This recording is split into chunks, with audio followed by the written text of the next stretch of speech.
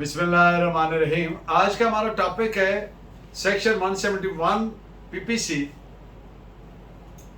ये chapter 9A which is related to offences relating to elections। Lecture के इख्तिताम पर एक लीगल मैक्सिम और चंद अशार आपके लिए पेश करूंगा। आप समझें लेक्चर आपके लिए फ़ायदेमंद है तो आप सब्सक्राइब ज़रूर कीजिए ताकि हर लेक्चर आप तक पहुंचता रहे। पहले मैं इसकी डेफिनेशन पढ़ देता हूं और फिर आगे इसके स्कोप एंड एप्लीकेशन पे मुख्तसरन बात होगी।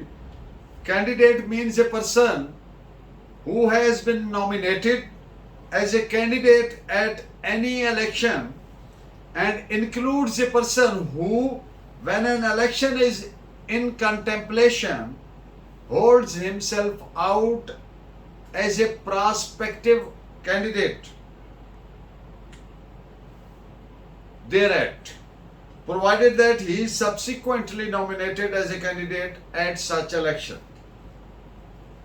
B. Electoral right means the right of a person to stand or not to stand, or to withdraw from being as a candidate, or to vote or refrain from voting at an election। यानी candidate उम्मीदवार से मुराद ऐसा शख्स जिसे नामजद किया गया है बतौर उम्मीदवार किसी भी इंतखाब इलेक्शन में।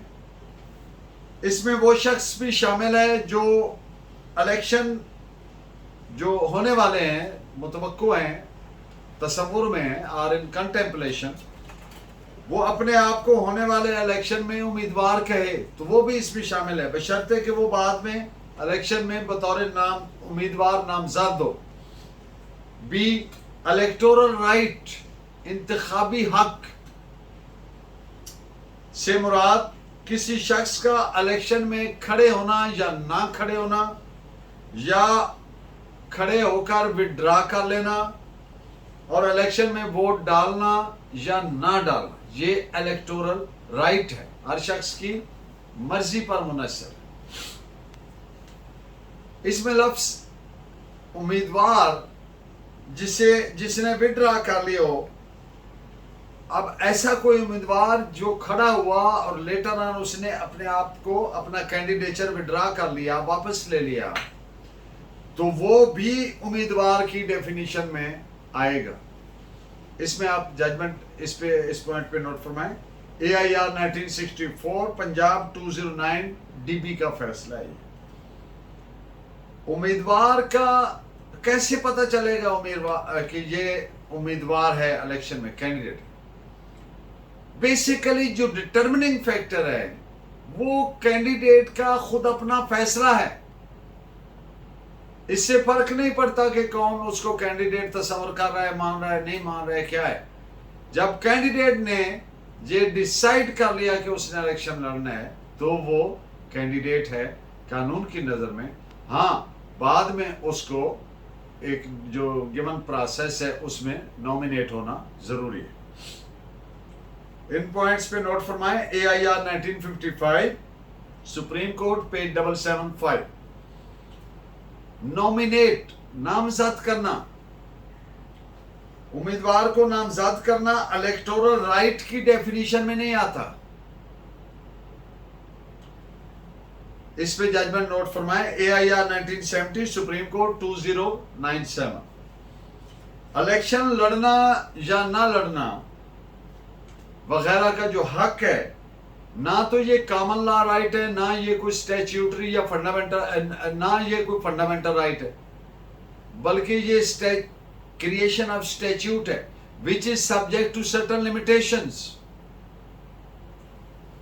उस पे जो लिमिटेशंस कानून ने मुकर्रर किए हैं उनके ताबे होकर लड़ा जा सकता है, उन पे कंप्लाई करके ही इलेक्शन लड़ा जा सकता है।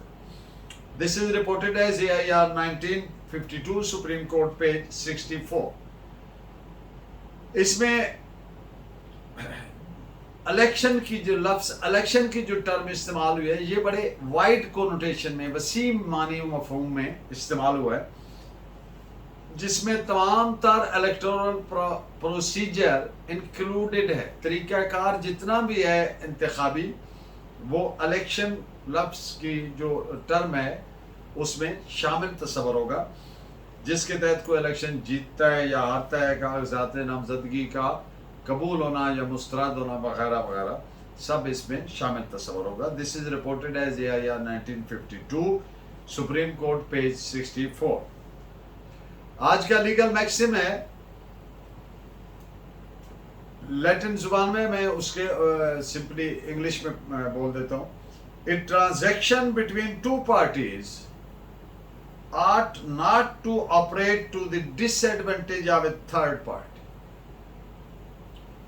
مطلب دو فریقین کے درمیان کوئی معاملہ ہوا ہے، کوئی ٹرانزیکشن ہوا ہے، تو اس سے تھرڈ فرد کو ڈس ایڈوانٹیج نہیں ہونا چاہیے. آج کے اشعار: ضبط لازم ہے مگر دکھ ہے قیامت کا فراز. ضبط لازم ہے مگر دکھ ہے قیامت کا فراز. ظالم اب کے بھی نہ رویا تو مر جائے گا. اور ایک فرصت گناہ ملی وہ بھی 4 دن دیکھے ہیں ہم نے حوصلے پروردگار کے. آپ کا بہت شکریہ for your valuable comments. Please keep watching and guiding me by the same. Thank you very much. Allah ne ke baad.